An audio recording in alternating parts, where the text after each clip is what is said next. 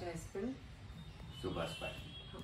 तर ॲक्च्युली असं झालेलं की माझी मुलीचा नी डिस्लोकेट झालेला patella actually when we were fighting pillow fight करत होतो आम्ही ॲक्च्युली. तर इट वॉज 23rd त्या दिवशी झालं आणि जवळपास 2:30 PM आसपास हा इन्सिडेंट झालेला. तर आम्ही सगळे खूप पॅनिक होतो की तिला कसं हँडल करायचं काय, कारण की फर्स्ट टाईम झालं, काहीच आयडिया नव्हता. आणि बाय दॅट टाईम मी वाकडला राहते, तर जवळपासच्या सगळ्या हॉस्पिटलमध्ये ऑर्थोपेडिक सर्जन किंवा डॉक्टर्स नव्हतेच.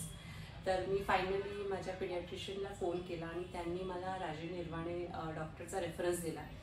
मग मी डॉक्टरला फोन केला आणि मी खूपच घाबरलेली होती ॲक्च्युली, कारण की कसं हँडल करायचं काय काहीच माहिती नव्हतं. तर मग डॉक्टरनी सांगितलं की तिला काहीतरी सपोर्ट द्या पायाला, कारण तर ती हालणार नाही ॲक्च्युली, आणि मग तुम्ही ज्युपिटर हॉस्पिटलला या. तर मग then we went to Jupiter hospital आणि तिथे मग फक्त तिथपर्यंत न्यायचं ॲक्च्युली रिस्पॉन्सिबिलिटी आमची होती. त्यानंतर तिथे सगळे स्टाफ्स आणि डॉक्टरनी एवढं केअरफुली आणि एवढं स्मूथली हँडल केलं की within they were just putting down the curtains आणि इट वॉज फिक्स्ड. तर एकदम मायक्रो सेकंड्समध्ये ॲक्च्युली ते सगळं हा इन्सिडेंट ॲक्च्युली पूर्ण त्यांनी प्रॉपरली हँडल केला.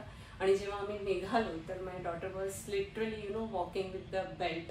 तो एकदम थोडं रिलॅक्स वाटलं की नाही सर्जरी वगैरे काहीच करायची गरज नाही आणि प्रॉपरली म्हणजे रिलॅक्सली आम्ही घरी जाऊ शकलो. आणि now it is around after 8 or 10 days now we are back with her. तर तिला आता इम्प्रूव्हमेंट वाटतंय. आता नेक्स्ट फिजिओथेरपी आणि एक्सरसाइज कंटिन्यू करायला सांगितले, तर विल सी.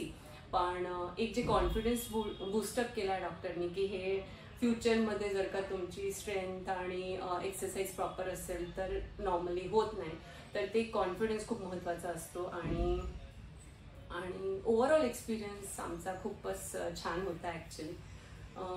पल्लव, तुला काही शेअर करायचं असेल तर satisfied. So thank you doctor for your help.